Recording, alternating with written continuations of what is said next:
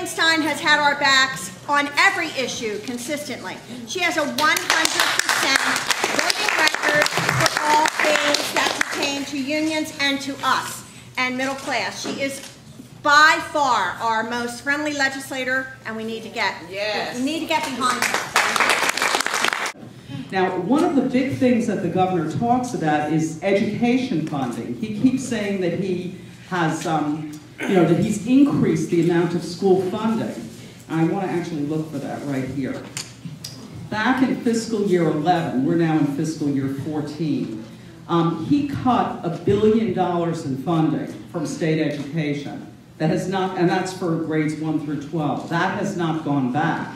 So those cuts are still there. So every now and then he'll talk about increasing something, but those cuts were so staggering that you had cuts in programs, you had teachers laid off, you had all sorts of problems, not to mention problems with municipal aid. Well, I'll get to that one in a second. I'll talk about that after. What happened with the education funding is that he has not funded the school funding formula.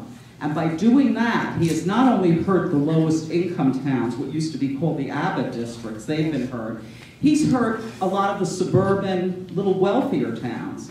I know in my district, which is very much a middle class district, we don't have any Abbott districts in there, the 14th district, some of the towns are absolutely reeling because what's happened is all the school aid is gone. Some of the towns are being asked out of their property taxes, which already, are overstretched, to fund the schools. They're being given like zero. I have a couple of towns that are being given no state aid at all. They are absolutely up in arms about it. Well, he took all the money, and he has the nerve to make it sound like he's actually increased school funding. Well, it's kind of like saying, I've taken $1 billion, but I have now raised you $1 million, so I've increased school funding. I mean, I don't know if that's the exact number, but he definitely has taken $1 billion in fiscal year 11. It's never come back.